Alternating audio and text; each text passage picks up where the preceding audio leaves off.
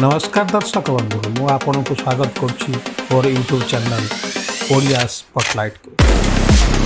आज एक दृष्टि निक्षेप करिया 10टी विस्मयकर द्वीप जोठारे कि कौनसी मानवंकर प्रवेश निषेध करा जायछि। एभली द्वीपगुड़ी को किए ओ काहींकि निषेध करा जायछि से उपरे एक विस्तृत अवलोकन करवा चलतु। किंतु दर्शक बंधु मोर गोटे मात्र आपण मानक अनुरोध, ए भिडियोटी करिया को बहुत गुड़िए रिसर्च एवं परिश्रम करा जायछि।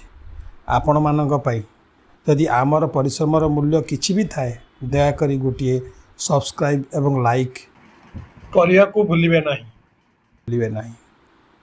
आपणकर एही योगदान आम पई उत्साहर एक मापकाठी भाव में सब्यस्त हम। तेबे चलंतु ए महान विस्मयकर यात्रा उपरे।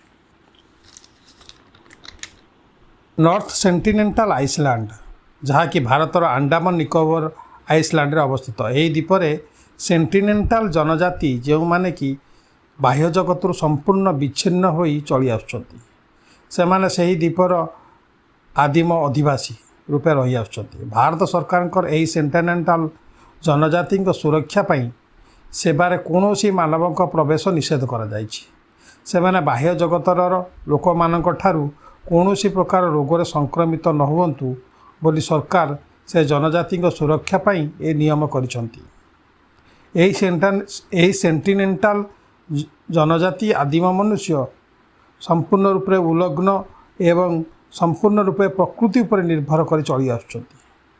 एही द्वीपकु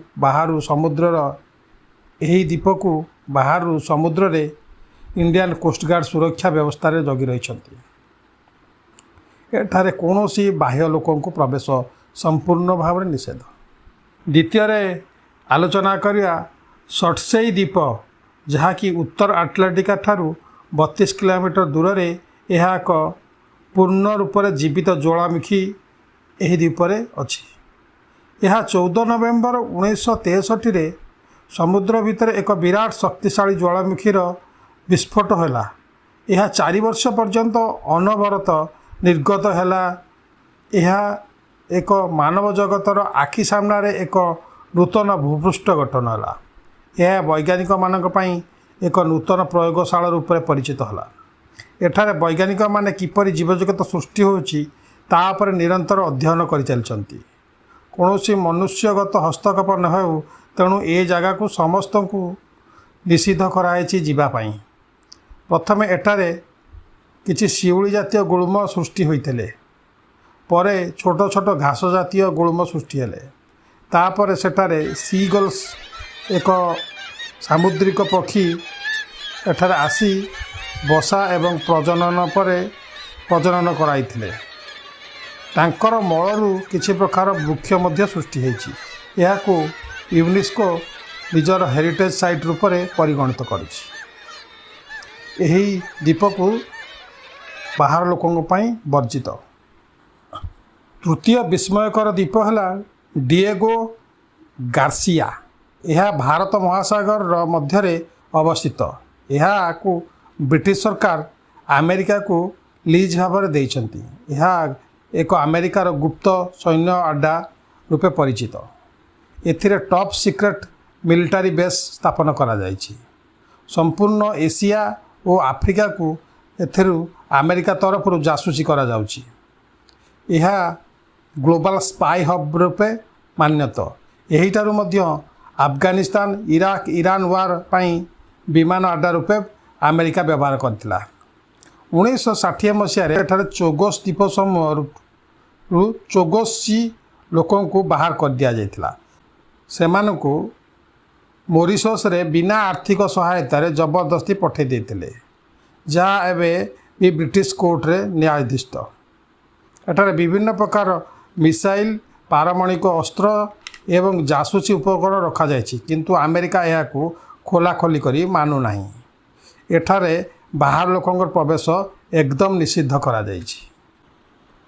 चतुर्थरे ब्राजिल देशर डाल्हादा कामाडा ग्रांड द्वीप जहाँकि ब्राजिल देश ठारू 30 किलोमीटर दूर रे दक्षिण अंटार्कटिका महासागर अवस्थित। यही द्वीपर एक विशेषतः एठारे पृथ्वीर सबुठारु ଅଧିକ ବିଷଧର ସର୍ପମାନଙ୍କର ଏହା ଭୂସ୍ୱର୍ଗ ଅଟେ।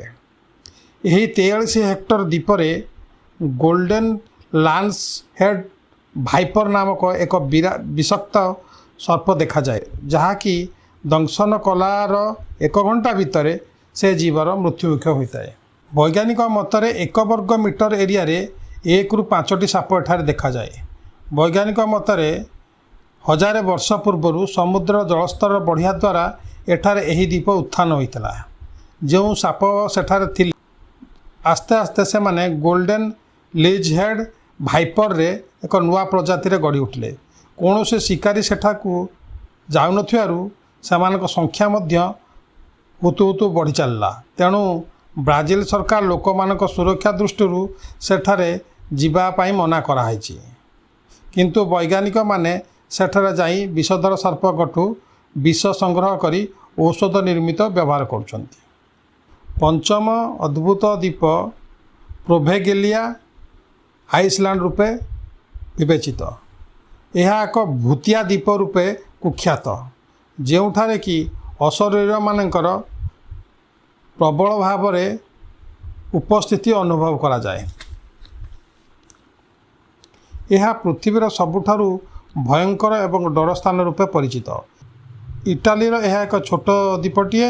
ଏହା 40th and 70th ସେଞ୍ଚୁରୀର ଯେବେ ୟୁରୋପରେ ପ୍ଲେଗ୍ ରୋଗ ବ୍ୟାପିଥିଲା, ଏହି ଦ୍ୱୀପକୁ କ୍ୱାରେଣ୍ଟାଇନ୍ ଦ୍ୱୀପ ରୂପେ ସରକାର ରଖିଥିଲେ। ସେଠାରେ ପ୍ରାୟ 1 ଲକ୍ଷରୁ ଅଧିକ ପ୍ଲେଗ୍ ରୋଗୀଙ୍କୁ ରଖିଥିଲେ ଏବଂ ଯେଉଁମାନେ ସଂକ୍ରମଣ ହେଉଥିଲେ ସେଠାରେ ନେଇ ଜବରଦସ୍ତି ଛାଡ଼ି ଦେଉଥିଲେ ଏବଂ ସମସ୍ତଙ୍କର ଏକାଥରେ ନିଆଁ ଲଗାଇ ମାରି ଦେଇଥିଲେ।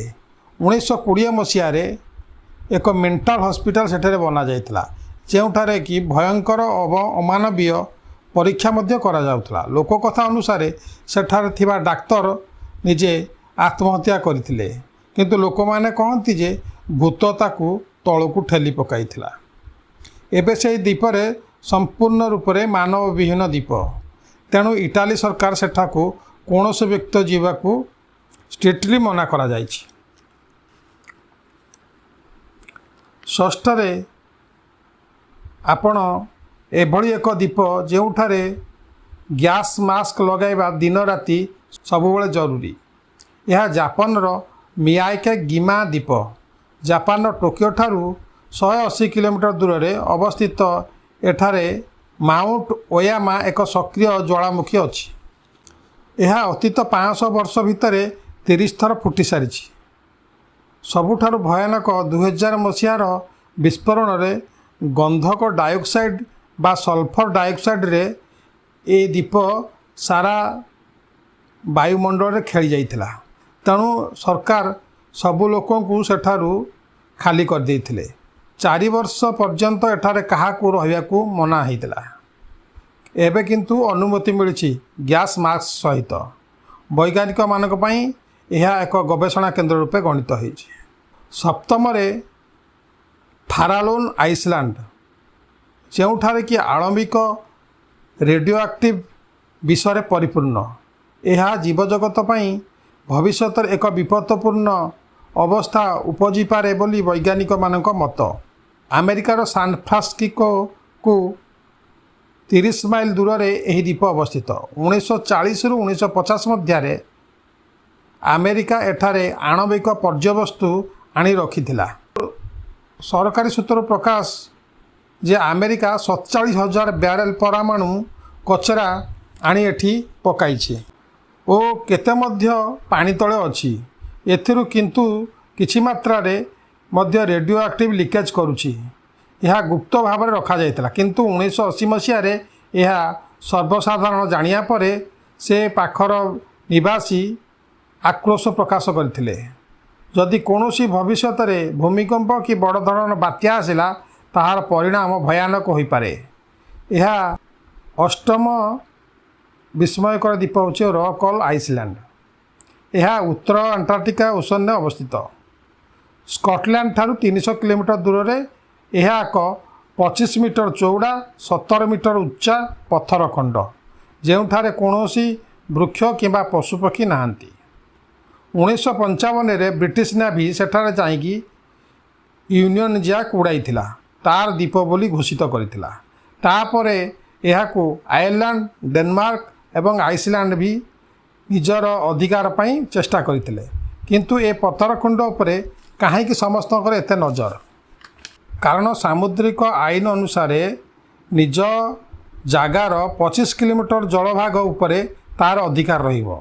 ତେଣୁ ସେଠାରେ ଅନେକ ତେଲ ଏବଂ ଗ୍ୟାସ୍ ଖଣି ଥିବାରୁ ସନ୍ଦେହ କରାଯାଉଛି ଏବଂ ମତ୍ସ୍ୟ ସମ୍ପଦ ପାଇଁ ମଧ୍ୟ ଏହା ଏକ ଉପଯୁକ୍ତ ସ୍ଥାନ। ତେଣୁ ବ୍ରିଟିଶ ଗଭର୍ଣ୍ଣମେଣ୍ଟ ଏହାକୁ ରେଷ୍ଟ୍ରିକ୍ଟେଡ୍ ଜୋନ୍ ରୂପେ ଘୋଷିତ କରିଛି। ନବମ ବିସ୍ମୟ ଦ୍ୱୀପ ହେଲା ହାର୍ଡ ଆଇସଲ୍ୟାଣ୍ଡ, ଯାହା ଅଷ୍ଟ୍ରେଲିଆ ଭୂମିଭାଗରୁ 4000 କିଲୋମିଟର ଦୂରରେ ଅବସ୍ଥିତ। ଏହା ଏକ ବରଫଯୁକ୍ତ ଦ୍ୱୀପ। ଏଠାରେ କେତେକ ଜ୍ୱାଳାମୁଖୀ ମଧ୍ୟ ଅଛି। ତେଣୁ ଏଠାକୁ ଲୋକ ଯିବାକୁ ବହୁତ କଷ୍ଟ ହେଉଥିବାରୁ ଜନସଂଖ୍ୟା ନାହାନ୍ତି। ଏଠାରେ ବିଗ୍ ବ୍ୟାନ୍ ଭୋଲକାନୋ ଅବସ୍ଥିତ। ଏଠାକାର ଜଳବାୟୁ ଧୂଆଁ, ନିଆଁ ଓ ବରଫ ମିଶ୍ରିତ ଯୁକ୍ତ ଏକ ସଙ୍ଗମ। ଏଠାରେ 150 କିଲୋମିଟର ବେଗରେ ଥଣ୍ଡା ପବନ ବହେ ଏବଂ 0 ଡିଗ୍ରୀ ସେଣ୍ଟିଗ୍ରେଡ୍ ତାପମାତ୍ରା ଏବଂ ବର୍ଷା ଓ ବରଫ ସବୁବେଳେ ଲଗାତାର ପଡ଼ୁଥାଏ। ଏଠାରେ କେବଳ ସାମୁଦ୍ରିକ ସିଲ୍ସ ଏବଂ ପେଙ୍ଗୁଇନ୍ ଏବଂ କିଛି ସାମୁଦ୍ରିକ ପକ୍ଷୀ ଦେଖାଯାନ୍ତି। ଏଠାକାର ଜଳବାୟୁ ମନୁଷ୍ୟ ପାଇଁ ବିଲକୁଲ ଉପଯୁକ୍ତ ନୁହେଁ। ଏହାର ଯାତ୍ରା କଠିନ, ତେଣୁ ବିନା ଅନୁମତିରେ ଏଠାରେ ପ୍ରବେଶ ନିଷେଧ। ଦଶମ ଓ ଶେଷରେ ଆଲବାଟ୍ରସ୍ ଆଇସଲ୍ୟାଣ୍ଡ। ଏହା ଅଷ୍ଟ୍ରେଲିଆର ଟାସମାନିଆ ରାଜ୍ୟର ଉତ୍ତର ପଶ୍ଚିମଠାରେ ଏକ ଛୋଟ ଦ୍ୱୀପ। ଏହି ଦ୍ୱୀପରେ ଆଲବାଟ୍ରସ୍ ନାମକ ଏକ ପକ୍ଷୀ ଦ୍ୱାରା ଏହା ନାମିତ ହୋଇଛି। ଏହି ପକ୍ଷୀ ଏକ ବିରଳ ଜାତୀୟ ଆଲବାଟ୍ରସ୍ ପକ୍ଷୀ। ଏହା ଅତି ଲାଜକୁଳୀ ପକ୍ଷୀ। ପୃଥିବୀର କେବଳ ଏହିଠାରେ ହିଁ ଦେଖାଯାଇଥାଏ। ଏହା ବର୍ଷକୁ ଥରେ ଅଣ୍ଡା ଦିଏ ଓ ଏହାକୁ 8 ସପ୍ତାହ ଧରି ସେ ଧରି ରଖେ। ଏହା ଭାରି ଲାଜକୁଳା ହୋଇଥିବାରୁ ମନୁଷ୍ୟ ଦେଖିଲା ମାତ୍ରେ ଚାଲି ଯାଇଥାଏ। ତେଣୁ ସେ ପକ୍ଷୀକୁ ସଂରକ୍ଷଣ ପାଇଁ ଏଠାକୁ ରେଷ୍ଟ୍ରିକ୍ଟେଡ୍ ଜୋନ୍ କରାଯାଇଛି ଏବଂ ଏ ୱାଇଲ୍ଡ ଲାଇଫ୍ ସାଞ୍ଚୁରୀ ରୂପେ ଘୋଷିତ କରାଯାଇଛି। ବନ୍ଧୁଗଣ, ଯଦି ଆପଣମାନଙ୍କୁ ଏହିପରି ଜ୍ଞାନବର୍ଦ୍ଧକ ଭିଡ଼ିଓ ଦେଖିବା ପାଇଁ ଆଗ୍ରହୀ, ତେବେ ନିଶ୍ଚିତ ଏ ଚ୍ୟାନେଲକୁ ସବସ୍କ୍ରାଇବ୍ କରିବାକୁ ଭୁଲିବେ ନାହିଁ ଏବଂ ଭିଡ଼ିଓରେ କମେଣ୍ଟ ମଧ୍ୟ ଦେବେ। ଧନ୍ୟବାଦ। ନମସ୍କାର। ଜୟ ଜଗନ୍ନାଥ।